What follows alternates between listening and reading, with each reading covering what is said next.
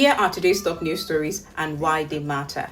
We begin in Kenya, where the country has bid farewell to former Prime Minister Raila Odinga in a state funeral attended by thousands, including President William Ruto. The ceremony at the Nyayo National Stadium followed a solemn procession through Nairobi, where military pallbearers carried Odinga's casket from parliament buildings.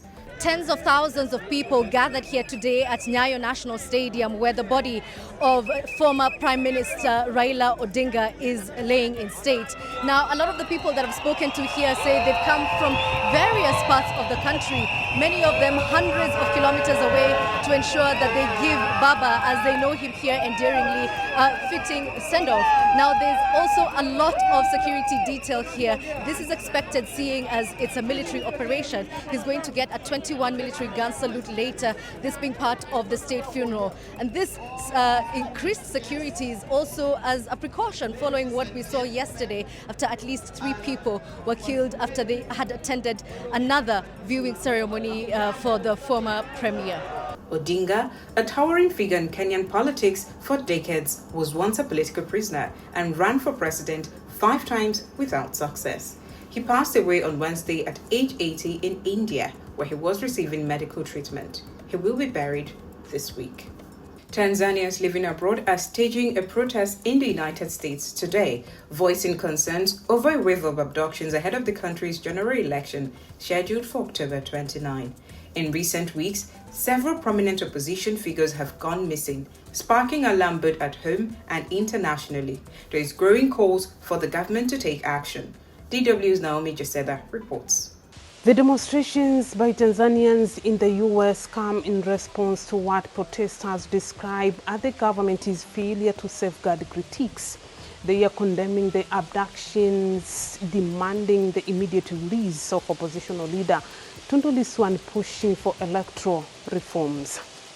Protesters are also calling for the freedom of Humphrey Polepole, a senior member of the ruling CCM part, an end to human rights abuses, and a halt to the suppression of democratic freedoms.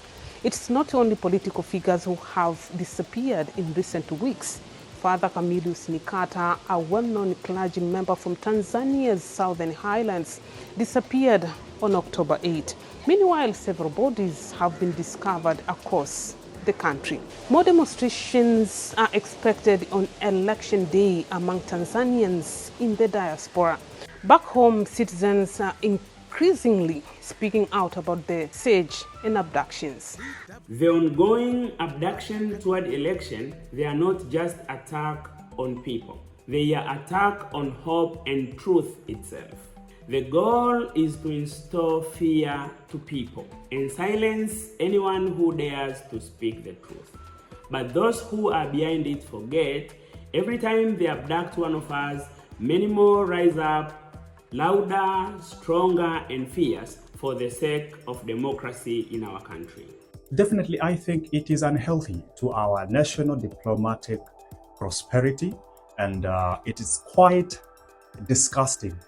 US President Donald Trump and Russian President Vladimir Putin are set to meet again within the next 2 weeks, likely in Budapest, to discuss the war in Ukraine. The announcement came after a 2-hour phone call on Thursday, which Trump described as productive. The Kremlin confirmed plans for the summit, though no date has been set. Meanwhile, Ukrainian President Vladimir Zelensky is expected to visit the White House on Friday to push for more US military aid. And that's all we've had time for today. Don't forget to leave a comment, like, and subscribe to our channel DW Africa. I'm Chinaza Samuel.